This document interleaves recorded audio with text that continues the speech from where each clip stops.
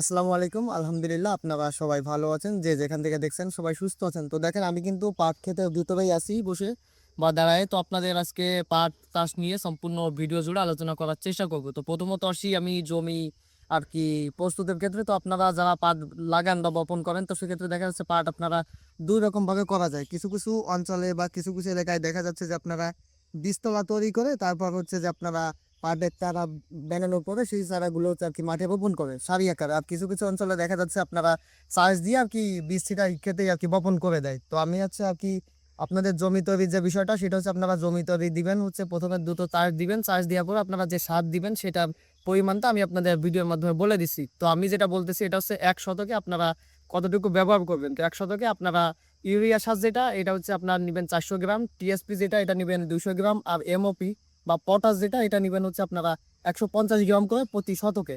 আর এইভাবে আপনারা দেওয়ার পরে আপনারা হচ্ছে ইউরিয়া যে সারটা এটা হচ্ছে আপনারা ২ বার ব্যবহার করবেন। ২ বার বলতে কি আপনারা চাষের সময় অর্ধেক পরিমাণ ব্যবহার করে দিবেন আর বাকি অর্ধেক হচ্ছে আপনাদের চারা যখন দেখা যাচ্ছে কি ১ বিঘে বা হচ্ছে আপনার ৫-৬ ইঞ্চি এরকম লম্বা হবে তখন হচ্ছে আপনারা একবার সেচ দিয়ে ওই মুহূর্তে হচ্ছে ইউরিয়া সার দিয়ে দিবেন।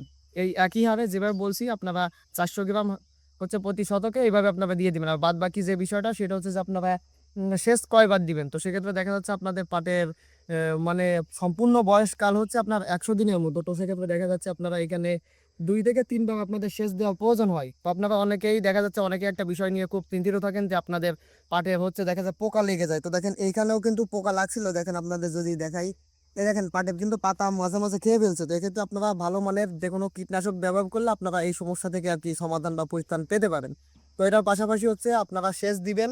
আবার অনেক সময় দেখা যায় কি বর্তমানে যে তাপ বা যে পরিমাণ তাপ আছে বা দিনের বেলা যে রোদ থাকে এটার কারণে দেখা যাচ্ছে পাটের যে বৃদ্ধি এটা কিন্তু অনেক সময় আটকে থাকে। তো আপনারা সেচ দিয়ে দিলে দেখা যাচ্ছে পাটের বৃদ্ধি কিন্তু সচল থাকবে।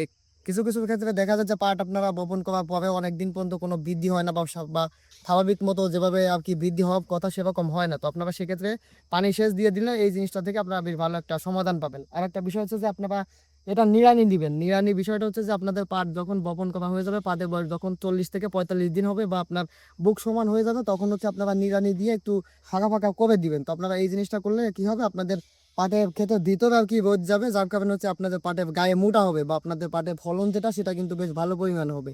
তো আপনারা যদি এইসব নিয়মগুলো মেনে আর কি যেভাবে আমি বললাম এই নিয়মে করতে পারেন তো দেখা যাচ্ছে ফলনটা বেশ ভালোই পাবেন। কারণ আপনারা অন্যান্য বছরের তুলনায় আপনারা যদি আমি যেভাবে বলছি এভাবে চেষ্টা করে দেখেন তো অবশ্যই আশা করি বেশ ভালো একটা রেজাল্ট আপনারা এখান থেকে পেতে পারেন।